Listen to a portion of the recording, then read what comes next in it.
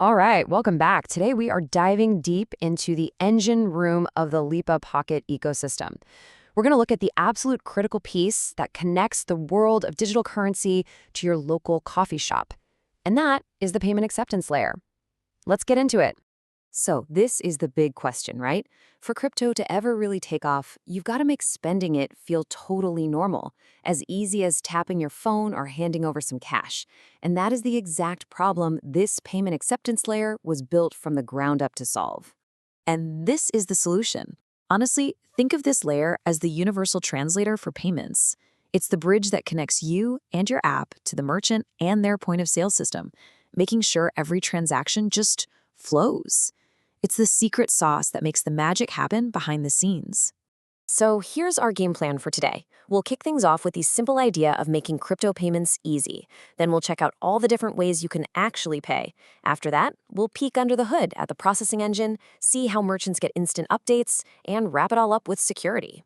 First up, the core mission. The whole point here isn't to reinvent the wheel. It's to make paying with crypto feel as familiar and intuitive as the mobile money systems that millions of people already use every single day. No crazy learning curve, just simple, easy payments. Now, let's talk about how we build on that simplicity. A huge part of making something easy is giving people options. It's about meeting customers and merchants right where they are, with a whole bunch of different payment methods designed for pretty much any situation you can think of. And what a list it is. We're talking about everything from scanning a QR code at a street vendor to using a simple pay bill number, just like you would with your phone. Or you can go direct with a wallet address, click a payment link from an invoice, or even use a smooth checkout button on a website. It's all there. Okay, but when we talk about QR codes, this is where it gets really clever. A static QR is kind of like a business card. It's always the same, and you, the customer, have to type in the amount.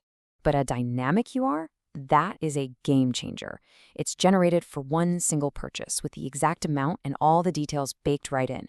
No mistakes, no fuss. And just look at how smooth that is. The merchant rings you up, the system spits out a unique QR code, you scan it with your phone, and that's it. You're done. The payment gets processed, the invoice gets marked as paid, all automatically. It's completely seamless and error-proof for everybody involved. Now, let's talk about making crypto feel familiar. One of the biggest roadblocks for crypto adoption, those crazy long, intimidating wallet addresses. They're so easy to mess up.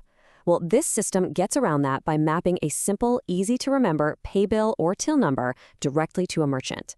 If you've ever paid a bill with mobile money, you already know exactly how this works. And this isn't just for buying a coffee in person, oh no. Payment links and website checkouts bring all this power to the online world.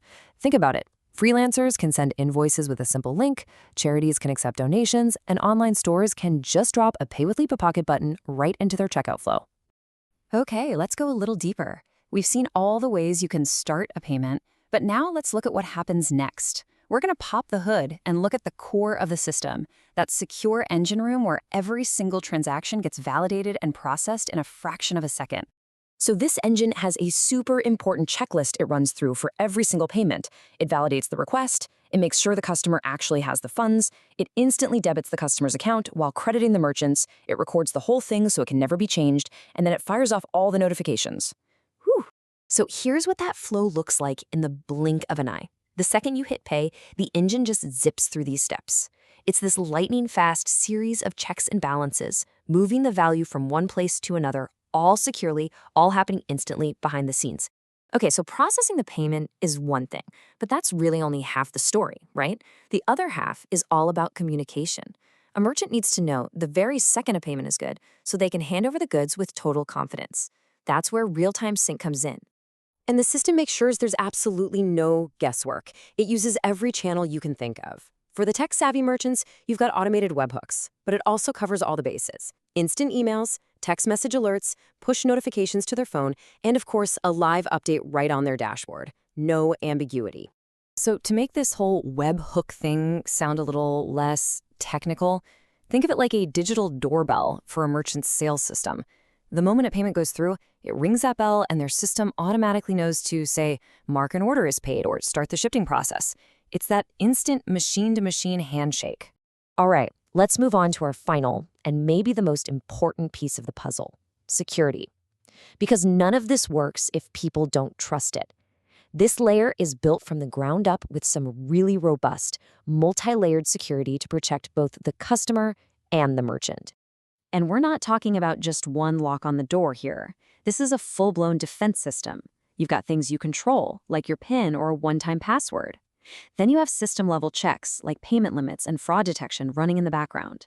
And under all that, you have deep tech security, like encrypting the data in QR codes and digitally signing every request to make sure nothing can be tampered with. So, this is what it all comes down to. By wrapping this powerful crypto tech in an experience that feels familiar, flexible, and fundamentally secure, could this be the blueprint? Is this how digital currency finally breaks out and becomes something we all use every day? It really makes you think, doesn't it? Thanks for watching.